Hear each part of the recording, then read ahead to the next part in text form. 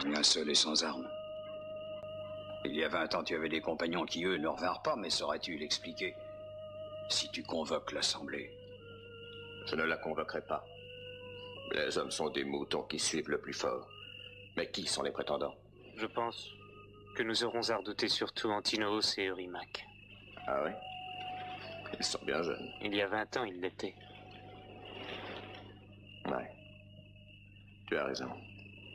Et qui encore? Mélantéus, Amphinomos... Ctésippos. Et Amphimédon, c'est le fils de Mélanéus. Je vois. En tout, combien sont-ils? Seulement 2 Samées? Une dizaine. Ils sont nombreux, Ulysse. Trop nombreux. Nul ne doit connaître ma présence ici. Et ma mère? Non. Même pas elle.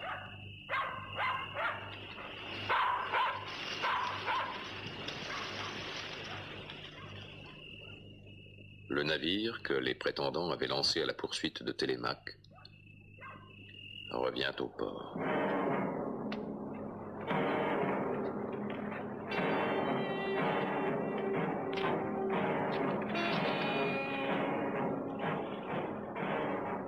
Il a dû prendre une autre route. Quelqu'un a dû le prévenir. Il a eu de la chance. Il faut qu'on s'en débarrasse avant qu'il ne convoque une autre assemblée. Il faut l'attaquer en pleine campagne et le supprimer. Oui, mais ces biens ne doivent plus nous suffire.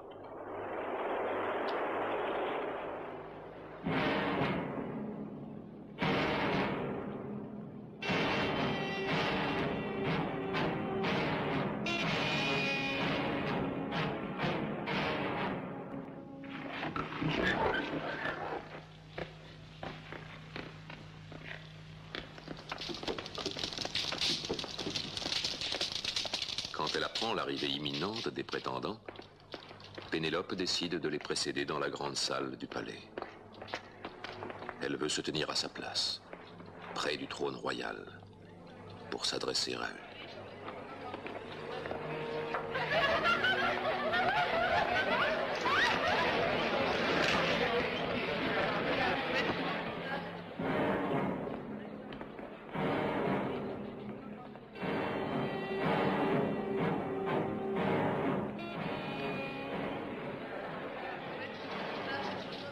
Qu'avez-vous fait de mon fils? De ton fils? J'ai vu son navire au port. Je le croyais ici.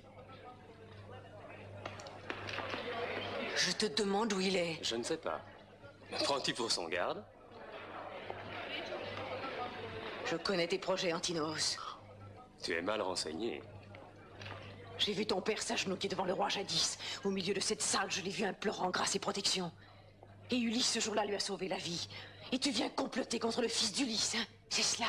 Quitte ce palais. Tu es aussi lâche qu'il était ton père. Personne ne complote contre la vie de ton fils, Pénélope. Et tant que je serai vivant, je veillerai sur lui et le protégerai. Télémaque. Télémaque est de retour. Pénélope se précipite à la rencontre de son fils. Elle le serre dans ses bras, elle embrasse son visage en répétant « Tu es là, Télémaque, douce lumière de mes jours ». Théoclymène se présente à son tour au palais.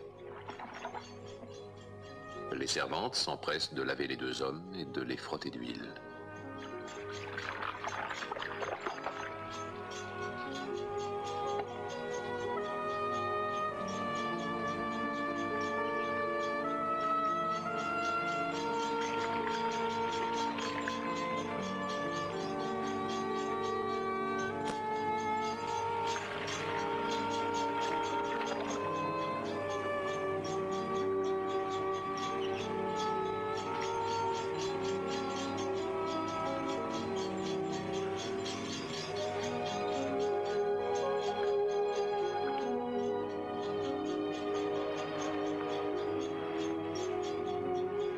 Ton voyage t'a changé.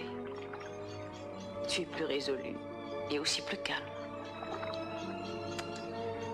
Cela me réjouit. J'en suis bien heureux. Je voudrais te donner, ma mère, une joie plus grande.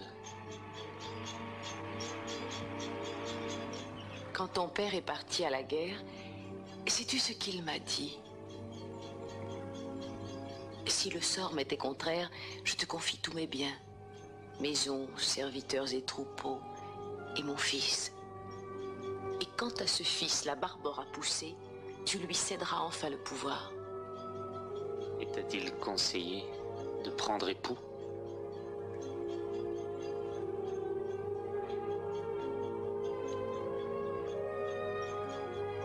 Tu connais cet étranger?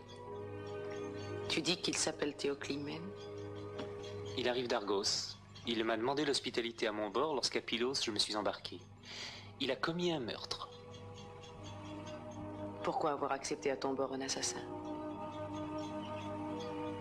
C'est un devin. Il m'a conseillé d'aborder sur l'autre rive. C'est peut-être à lui que je dois d'être en vie.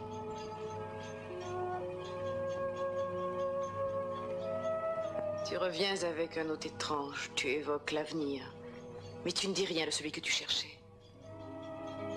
Après avoir visité tant de terres lointaines, connu tant de dangers, rapportes-tu au moins des nouvelles de ton père, Télémaque?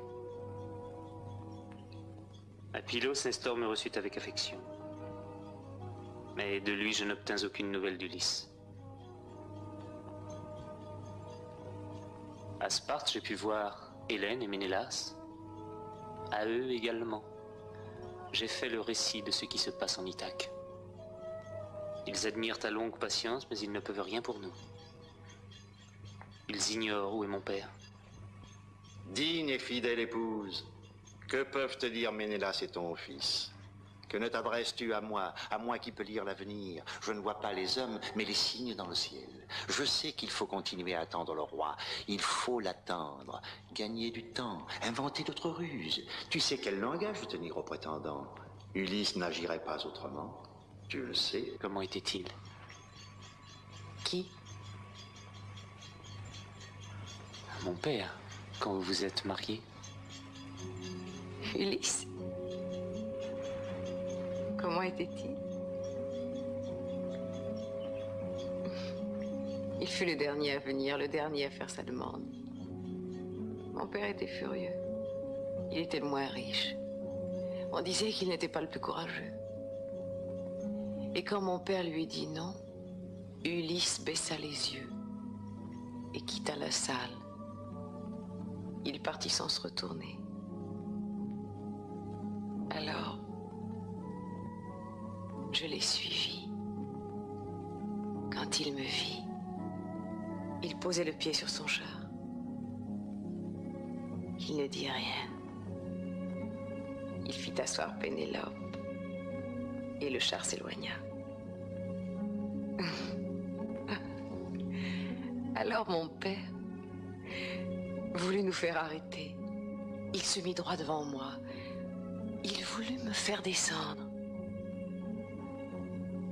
Mais j'attrapai les plis de mon voile et j'en couvris mon visage. Ulysse fouetta les chevaux et nous partîmes.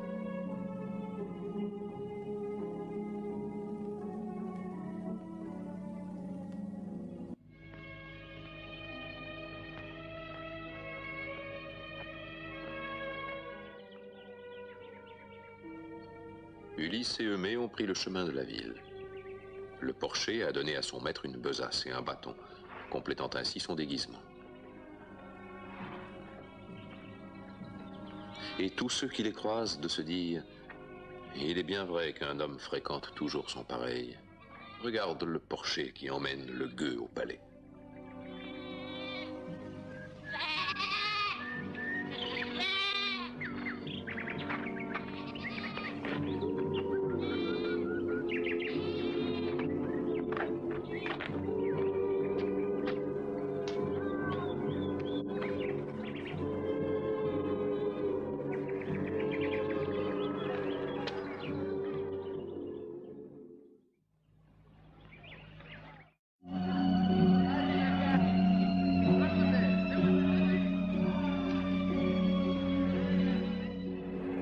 Soudainement transformée, Pénélope. Quelle grâce sur ce visage. Qui donc a stimulé le sang de ta beauté? Tu mens. S'il rend un hommage à ta beauté, reine, si comme chacun de nous, il loue ta grâce, pourquoi mentirait-il? Il t'admire. Et nous tous t'admirons. Ma beauté est partie quand mon époux m'a quitté. Et pourquoi, Pénélope, serions-nous donc ici? Pas pour moi. La déesse Athéna l'avait rendue plus belle encore. Silence, mes amis! Plus grande. Pénélope va parler! Silence! Plus blanche que l'ivoire taillé. La coutume en Ithaque veut qu'un homme bien né, lorsqu'il espère épouser une femme, lui apporte lui-même les présents de fiançailles, au lieu d'user des biens de celle qu'il convoite. Quelle ruse est cela? Veux-tu gagner du temps de nouvelles manières? Nous ne te croyons plus. Bientôt, tu pourras mesurer la trempe de nos âmes. S'il te plaît d'être comblé par chacun de nous d'offrandes pour les noces, ce soir même nous te les apporterons. Mais sois-en certaine, cette maison nous ne la quitterons pas avant que tu n'aies enfin fait ton choix. Plus belle encore. La déesse l'avait rendue plus belle et plus majestueuse aussi. Compagnon, demain Pénélope choisira le nouveau roi. Plus blanche que l'ivoire taillé. En attendant, profitons de l'hospitalité de la reine. Mais elle ne voulut pas que Pénélope reconnût ce mari tellement désiré. Pourtant, sur le seuil du palais, il venait d'arriver. Et ses yeux sur chaque chose se fixaient. La joie et la douleur se partageaient son cœur. Je m'arrête là. Il vaut mieux qu'on ne te voie pas avec moi. Les princes connaissent ma fidélité envers toi et prennent un malin plaisir à m'humilier. Je ne veux pas qu'ils t'insultent parce que tu es avec moi.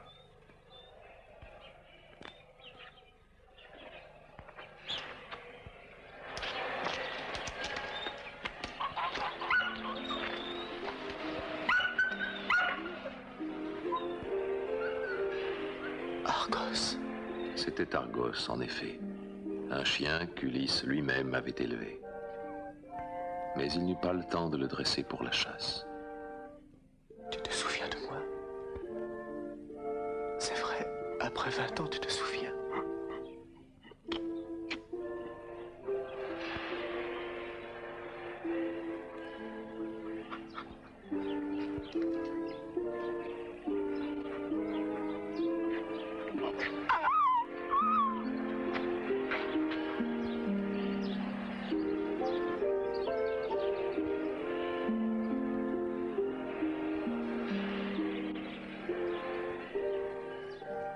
Argos eut le temps de reconnaître son maître avant de mourir.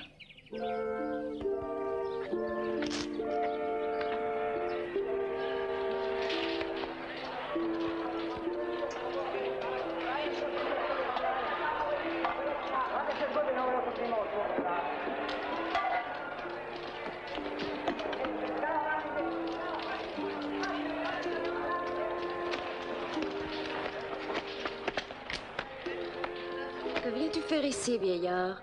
D'où sors-tu? Sans doute es-tu de ceux qui détestent l'effort et préfèrent mendier leur pain au lieu de travailler. Le dos voûté, Ulysse, ensuite, tel un vieux mendiant, pénétra dans la salle. Le dos voûté Ulysse, ensuite, tel un vieux mendiant, pénétra dans la salle avec son bâton et ses armes.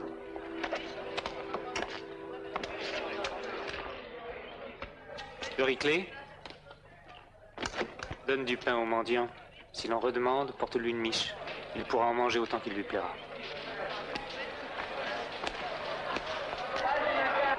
Télémaque t'envoie ceci, vieillard.